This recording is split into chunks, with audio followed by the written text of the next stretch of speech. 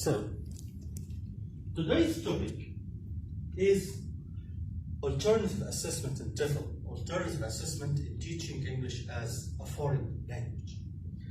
And when I say alternative assessment, this means that I have the traditional stuff, the old-fashioned ways of assessing or evaluating students. These methods or these approaches have become a little bit obsolete, old-fashioned. They don't capture the whole image. As I told you in the previous lecture, when I have, for example, an MCQ question, multiple choice question, this question is good, it's not bad, but this is not the point. An MCQ question or a true and false question, any student can easily get at least 40% or half of the answers right, correct, without even trying or thinking or experimenting with the questions. Why? Because they depend on guessing. Maybe when I make all the answers, I say they are T, they are true. Yes, half of the answers, half of the items are true. And the student here depended on guessing, not on working on, or not on thinking about reflecting on the items.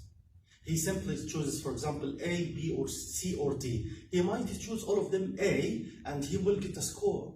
Not because that is indicative of learning, or that is a real indication of his own learning, that he learned or has learned something. No, that's because he guessed correctly, or he depended on guessing, and guessing is not an indication of learning at all. So, when I say alternative, this means that I have been using an old-fashioned or an old means or a traditional way of doing something, and then educators are looking for the best, are always searching for the most suitable and indicative of student performance. Therefore, when I say alternative assessment, this means realistic assessment. This means assessment which is more authentic, more realistic, more indicative of performance. It's performance-based. This means that it really depends on tasks, real tasks, done inside the classroom or in the testing situation or in the testing room. So let's see what the story is about. Sometimes formal testing strategies or techniques are not sufficient to do what? To capture, to get, or to take a picture of the whole image. Therefore, English language teachers, educators might need to use alternative ways, methods, or strategies or techniques you can call, because we have a plethora or a wide range of ways of assessment. Sometimes they are called ways, some people might call them methods, sometimes they are strategies broader than methods, sometimes they are tangible stuff, techniques, direct ways of application. To assess what? To assess or evaluate. And in the first lecture, I told you about the difference between assessment and evaluation. Evaluation is more towards the whole thing, the product. It might include reinforcing good points and managing the weak ones, or the weaker ones. But here, the issue is we want to assess or evaluate learners more fairly. Underline this. More fairly means more realistically, in a more realistic way, in a fairer way, in a way that is indicative of real performance or real contents or real knowledge, okay? And properly, and above all, more realistically, they mimic the teaching learning activities in which we involve students while learning. They mimic or they go along side by side with the real activities that are done inside the classroom as a method of teaching. When I say, for example, to you, a project is a very realistic way of learning. Yes, it's realistic and it involves many skills and it indulges the learner in real teaching or in real learning, in realistic learning. But a project sometimes is used as a method of teaching, but not a strategy or a method. It's used as a teaching strategy, yes, or a learning strategy, but not as an assessment procedure or assessment strategy. This is a problem. That's why testing doesn't go sometimes with the strategies that are always used inside the classroom. So we want assessment to be more realistic, okay? In general,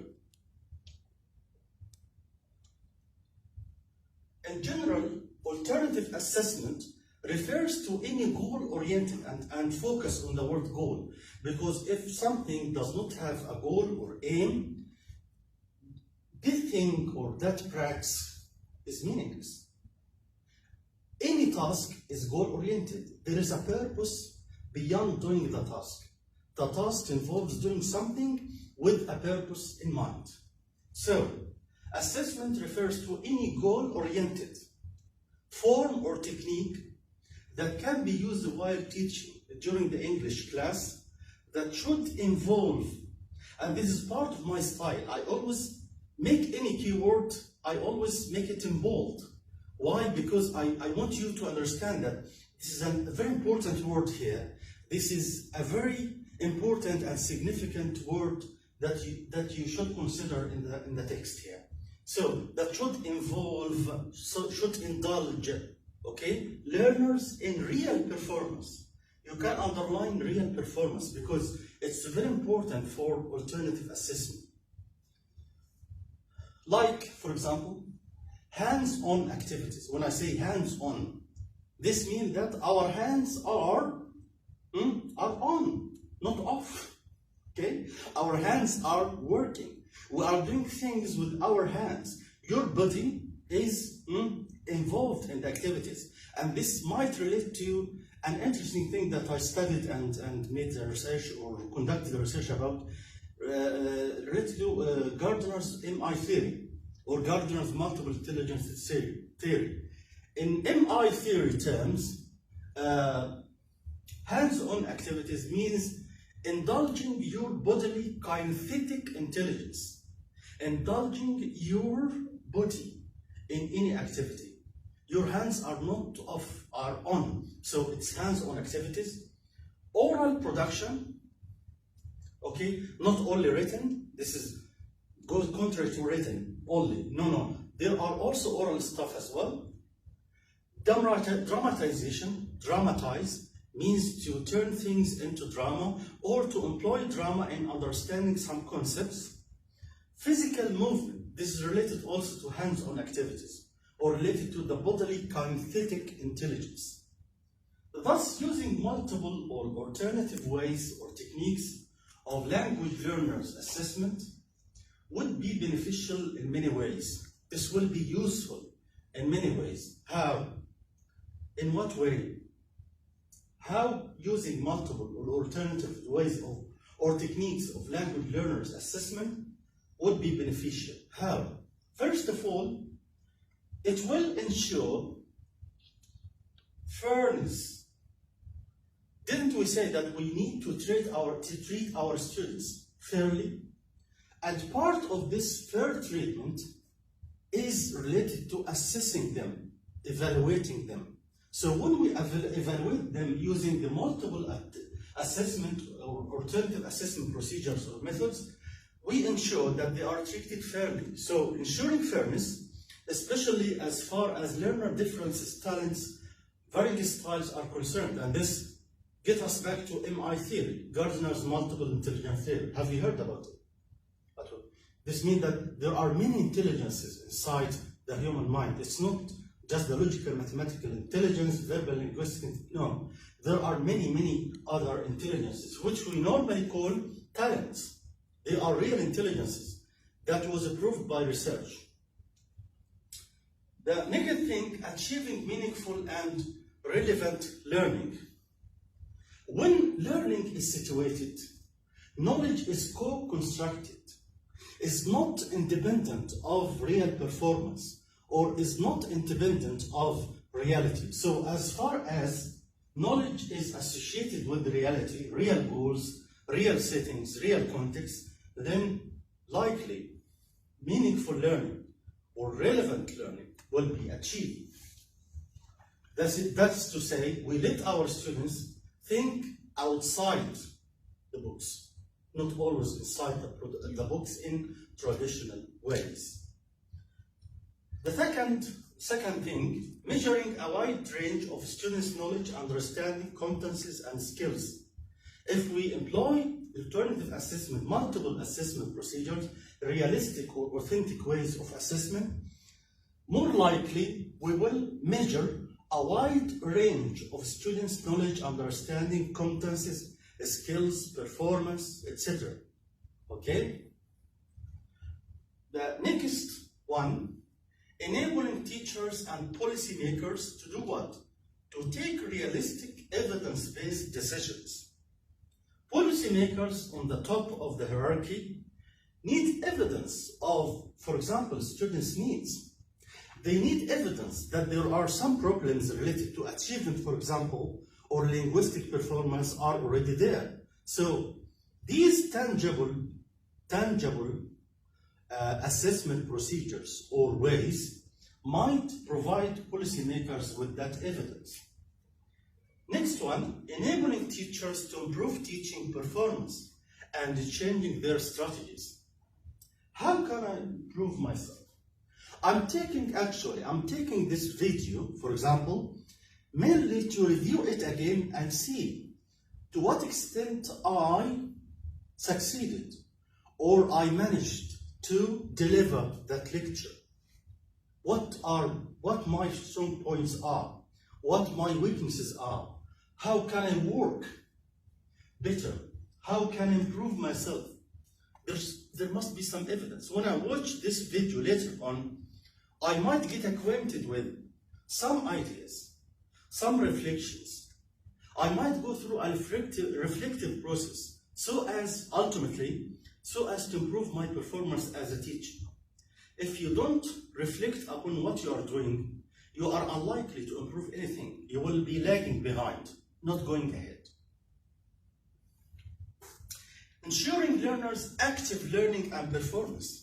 If you are talking about alternative or multiple assessment procedures, we are talking about active learning, because normally inside the classroom, we are using active learning strategies. These active learning strategies should be also expressed or should be also existent, should be there in the real exam.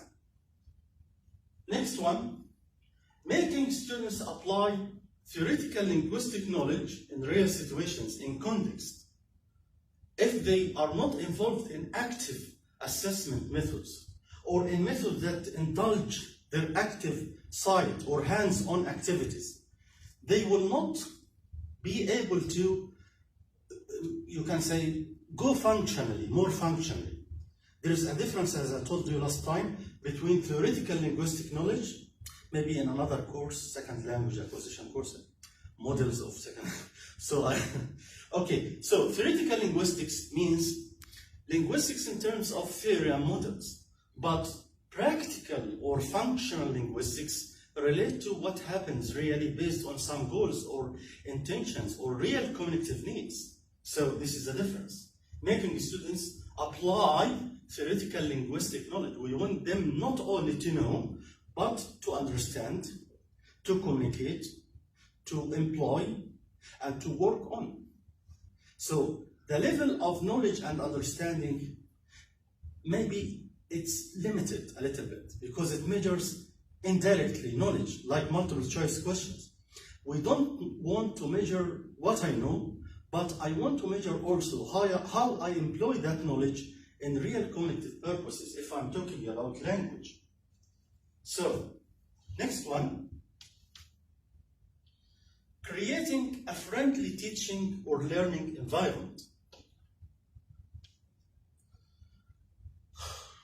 I involve my students in projects, cooperative learning projects, for example, when I involve them in conference presentations, when I indulge them in doing things by their hands, or using their hands, using their body movement, then I'm likely to create a friendly atmosphere of learning.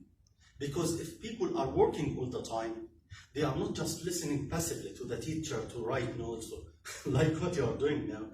If you are actively involved, then the atmosphere will not be domineering, like a teacher domineering the situation and a learner sitting passively just to write notes or to understand every single idea or to memorize what I'm saying. So, no.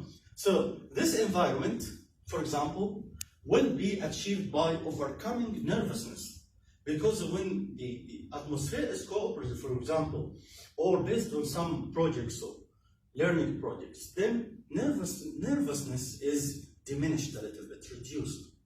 Apprehension means fear.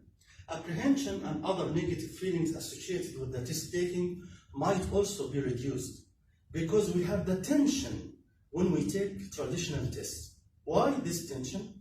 Because we have knowledge, we want to put that knowledge on paper. And as long as we have put them on paper, as soon as we have done with that, we have finished that, we are likely to forget about it. Because we memorized and then we recalled, and then that's it. But in projects and in more active learning strategies and assessment strategies, we are employing knowledge, we are towards doing, not just memorizing and recalling. Enabling transfer. Transfer means positive transfer and negative transfer. But here we are talking about positive transfer. We are positively transferring skills from one arena, from one scope, from one area to another. This is called integrative language teaching.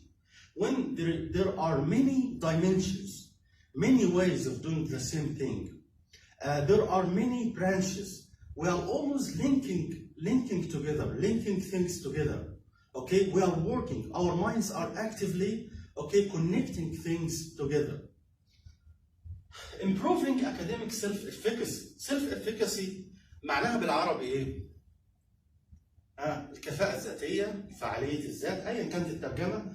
self-efficacy يعني my own ability, my own understanding of my real ability, my own, my own self-confidence about my performance. This is self-efficacy. And increasing learner self-confidence. By the way, increasing self-confidence because I have higher self-efficacy.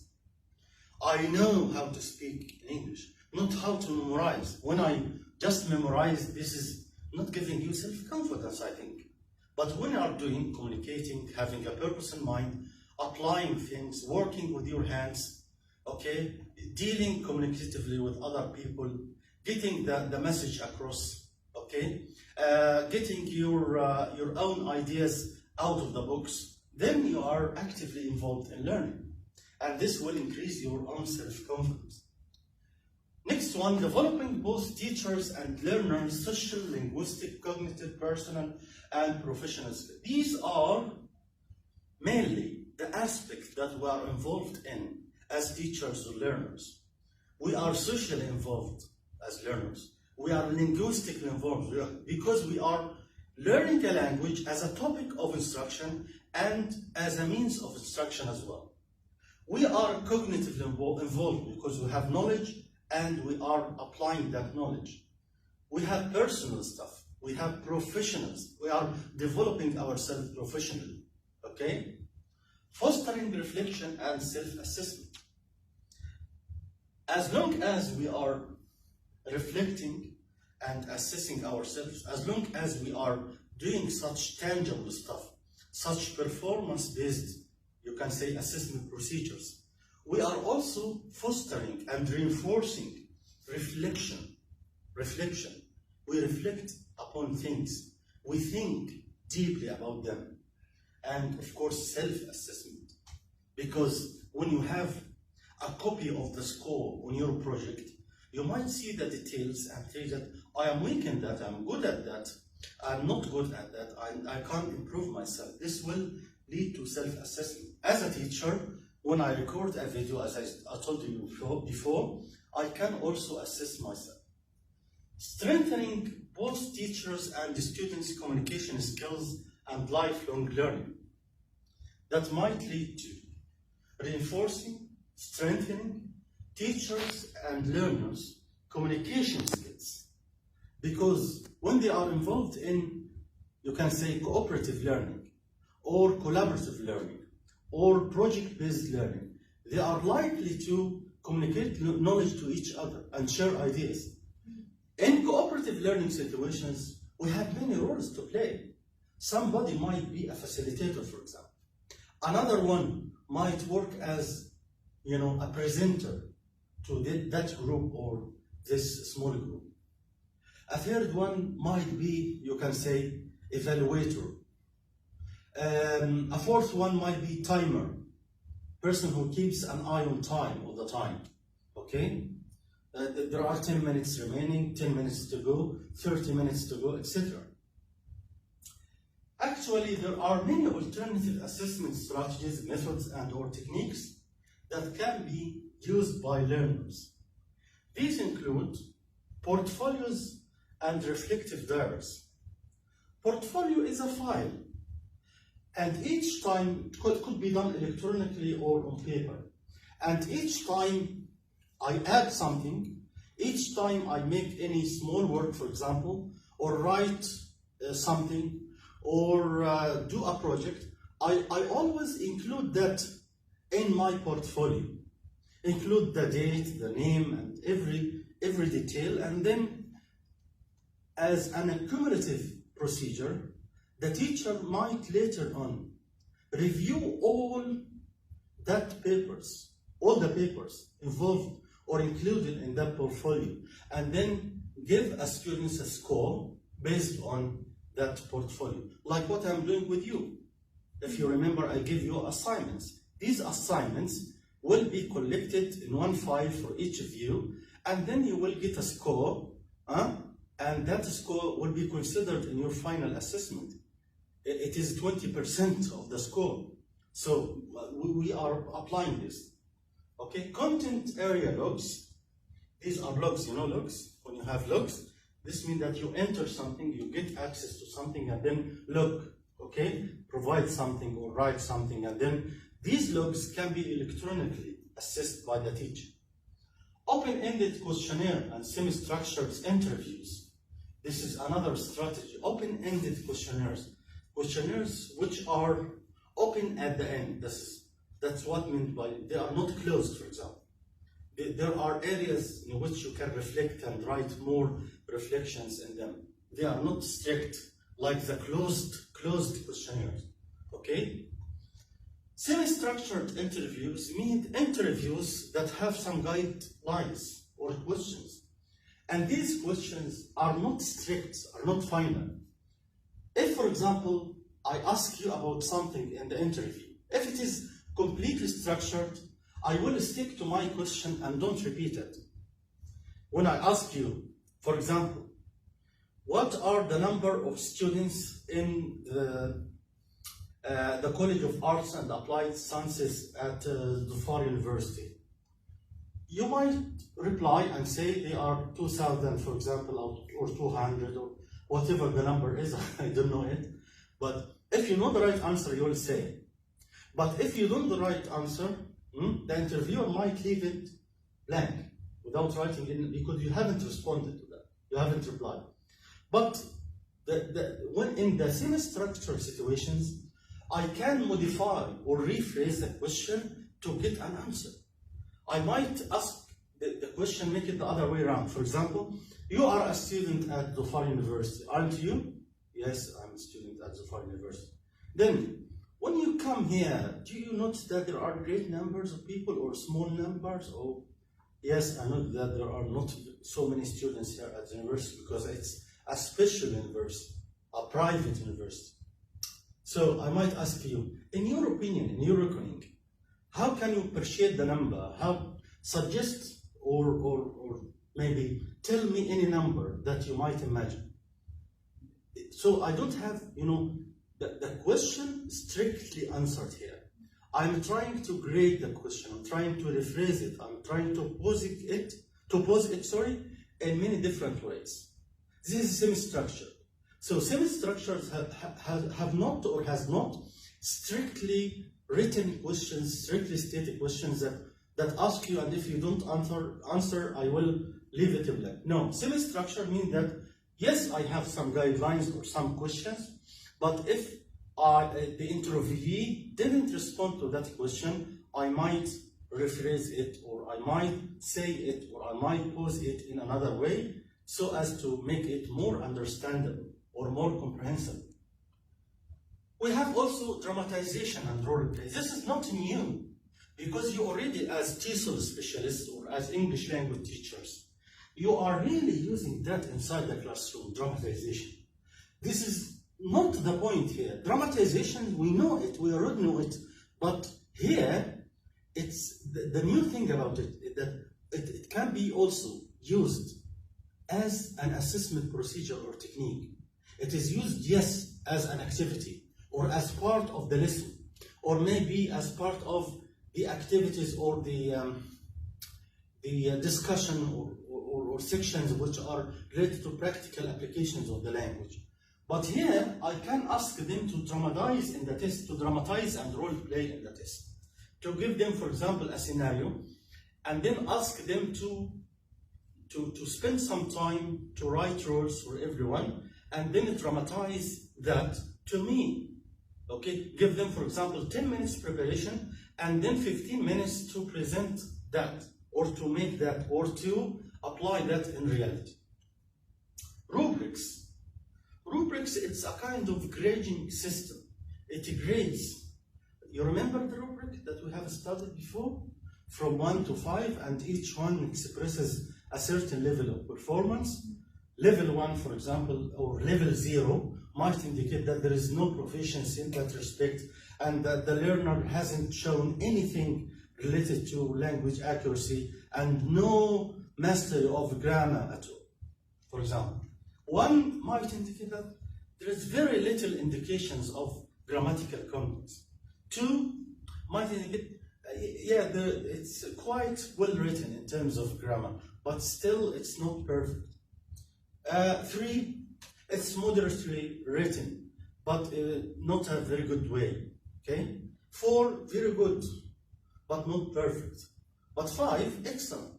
It's perfectly written in terms of accuracy. It is accurate.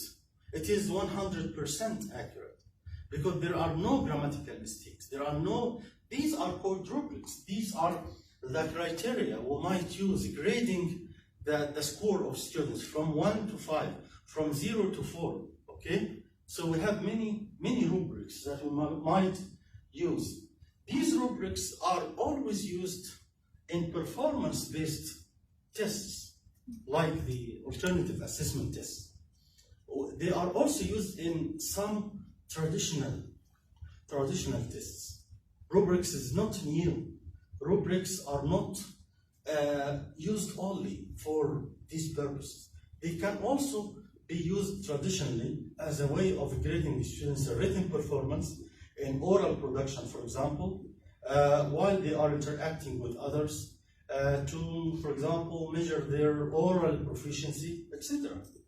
So, I'll stop here because I think time is of the essence and you have other lectures. But as I told you, we will continue next time, inshallah. But for the time being, I'd like you to search online. To search online on portfolios and reflective diaries.